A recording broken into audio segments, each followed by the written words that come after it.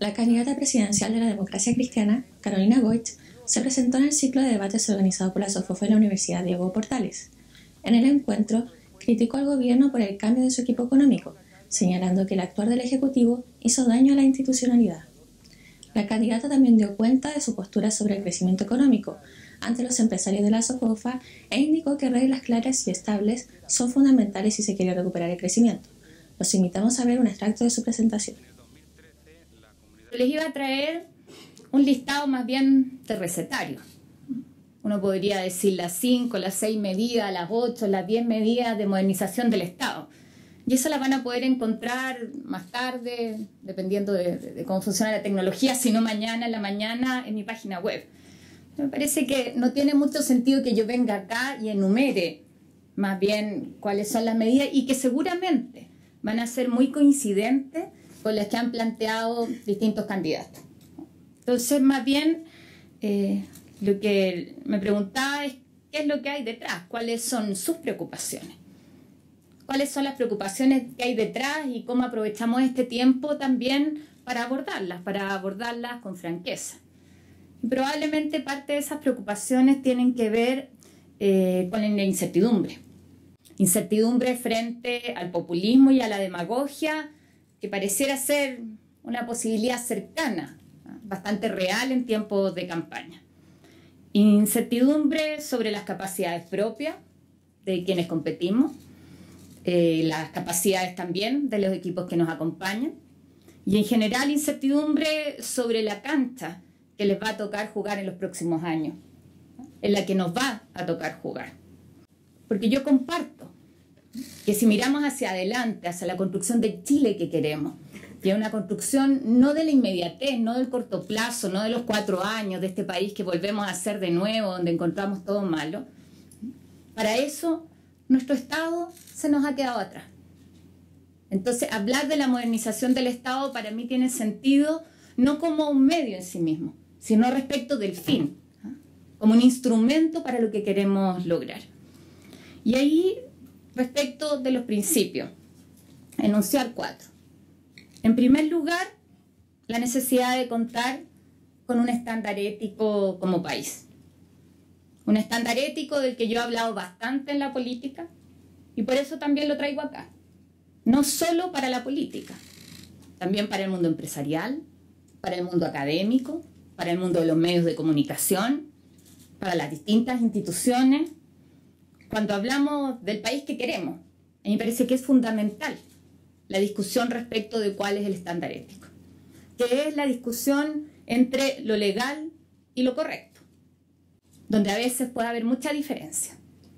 Hoy día en la mañana, cuando comentábamos el libro de Carmen Frey respecto del asesinato de Eduardo Frei Montalva, se hablaba de la justicia y de lo justo. Es quizás la misma discusión, uno podría darlo en muchos ámbitos. Y en esto probablemente nunca vamos a tener en nuestra legislación contempladas y normadas todas las posibilidades del comportamiento humano. Tampoco podemos poner un ejército de fiscalizadores para el cumplimiento de las normativas. Y por eso yo digo, este es un principio que tenemos que poner sobre la mesa. En la lógica de un diálogo que generamos entre todos y que nos conduzca más bien a un cambio cultural, a ese Chile que aspiramos, donde no sea porque nos imponen la norma, sino porque nos parece que es lo ético, que es lo correcto. Un segundo principio que me parece fundamental es la necesidad de instalar el diálogo y de reinstalar el diálogo. El diálogo que no es imposición de una postura sobre otra. Si en esto tenemos diferencias, eso es parte de nuestra diversidad. Hablábamos de una sociedad que es más compleja, donde es más difícil gobernar, sin duda. Pero eso requiere de diálogo. El diálogo que conduce a los acuerdos. Joseph Ramos, justamente hablando de competitividad, siempre me dice, nosotros como que en la política nos esforzamos a veces de poner el foco en el 20% de las cosas donde tenemos diferencia. Y ahí nos quedamos, ahí lo que hacemos es polarizar, es extremar. Entonces uno está en un lado, otros están al otro y no nos encontramos. Podemos conversar después de la reforma laboral y yo creo que eso nos pasó, si hacemos la autocrítica, nos quedamos ahí. Cuando hay un 80% restante, un amplio 80% donde nos podemos poner de acuerdo. Pero lo importante ahí es cómo respetamos los acuerdos, cómo ese diálogo nos moviliza, nos conduce a acuerdos y acuerdos que respetamos. Acuerdo entre trabajador y empresario, un acuerdo que es lo que pactamos nosotros con los electores en la política y donde lo que nos guía finalmente es la democracia que queremos construir y que queremos fortalecer desde la lógica del bien común. Segundo principio, el diálogo, la generación de acuerdos y el cumplimiento y respeto a esos acuerdos. Lo tercero tiene que ver con algo que yo sé que es preocupación de ustedes. El principio de la autonomía y del respeto a la institucionalidad. Yo creo que hace mucho daño cuando no entregamos reglas que sean claras y estables, planteaba Bernardo, parece. Yo agrego siempre claras, estables y equitativas. Creo que esa es la tríada. Y eso es fundamental si queremos recuperar crecimiento, sin duda, pero un crecimiento que yo entiendo no es solo crecer por crecer o crecer para algunos, sino que va de la mano, indisolublemente, de equidad, de mejor distribución de la riqueza, de justicia social. Y si no es posible avanzar en equidad si no tenemos crecimiento, y viceversa. Yo les entiendo en la lógica del respeto del medio ambiente, en la lógica de la mirada de las personas que ponemos al centro. En eso yo señalar que creo que le hace mucho daño a nuestra institucionalidad tanto la improvisación como el telefonazo. O sea, las citaciones express, los telefonazos, la politización en general. Y eso va minando la institucionalidad. Eso le hace daño también a la necesidad de tener certeza. Y es algo que sin duda hemos visto y uno podrá tratar de empatar lo que se hizo ahora, lo que se hizo después, pero creo que ahí nos perdemos cuando entramos al ring. Sino que más bien el desafío es cómo nosotros avanzamos en dar garantía al respeto de la institucionalidad, que además yo la entiendo muy ligada al cuarto principio, que es la lógica de un Estado descentralizado, la mirada del territorio respecto de nuestra institucionalidad. Estos cuatro principios, el estándar ético, cómo avanzamos en esa línea. Lo segundo, el instaurar el diálogo y el respeto a los acuerdos. En tercer lugar, la autonomía y el respeto por la institucionalidad. Y en cuarto lugar, la mirada descentralizada. Cuatro principios que para mí guían lo que uno quiere hacer. Y ahí es donde yo quiero invitarlo más bien a pegar un salto. Cuando estamos en estos foros uno siempre dice cómo pasamos de un Chile que, si lo comparamos con el de los años 90, ha tenido grandes avances. Y además yo me siento muy orgullosa de ser parte de esa tradición, de un mundo de centro-izquierda que articulado generó las condiciones para ese crecimiento, para avanzar también en superar pobreza, en mejorar el ingreso per cápita, en que hoy día el hijo de una trabajadora de casa particular pueda pensar en ir a la universidad, cosa que en los 90 era imposible. Pero ahí ya cumplimos un ciclo. Hoy día necesitamos un salto cualitativo. Y para mí es fundamental en esta etapa en que estamos en discusiones respecto del país que queremos invitar también a soñar. Los sueños de alguna manera lo que hacen es movilizarnos. Nos movilizan, nos convocan, nos permiten también salir del debate pequeño.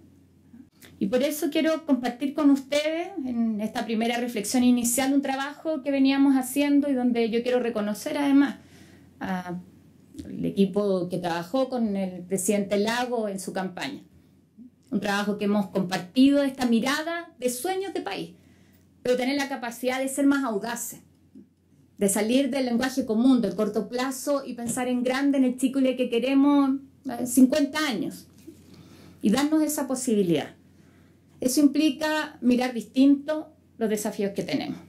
Cuando uno habla de la posibilidad que tenemos en el norte de Chile, el norte solar, el Chile del sol, pongámosle, para poner nombre a este gran sueño. Hoy día tenemos, en términos de generación de electricidad, nosotros 20.000 megawatts. Y en el norte de Chile hay una capacidad disponible de 1.700.000 megawatts solares. ¿Se dan cuenta de la diferencia? O sea, toda Latinoamérica no supera los 300.000. ¿Cómo nosotros somos capaces de cumplir o dar forma a ese sueño y desarrollar industrias intensivas en el uso de energías que además no son contaminantes? ¿Cómo podemos ser finalmente el hub energético en América del Sur? A la par de esto, pensar en ser los principales productores de baterías de litio. Y cómo de ahí desencadena una serie de acciones donde además necesitamos tanto del Estado como del privado. No lo hacemos solo, lo hacemos en conjunto. ¿Cómo cambia si nos ponemos el desafío del Chile solar? O el desafío del Chile de la integración, como una plataforma logística del Pacífico Sur. Cuando yo voy a San Antonio me preguntan si el megapuerto va a ser en San Antonio. Cuando voy a Valparaíso me preguntan, no, el megapuerto va a ser aquí en Valparaíso. Entonces, ¿qué hace cualquier candidato? Como que trata de moverte un poquito para acá, un poquito para allá, para no pelearte con uno o con otro. Lo que le digo, no es ese el desafío. Miremoslo desde otra perspectiva. Aquí no es que gane una comuna y pierda la otra. O sea, nosotros si pensamos en grande, podemos ser una plataforma portuaria del Pacífico Sur. Y para eso necesitamos a Quinteros por el norte, Valparaíso para el centro y San Antonio al sur. Y todo eso es el megapuerto. Si pensamos en grande, si salimos de la competencia en el territorio.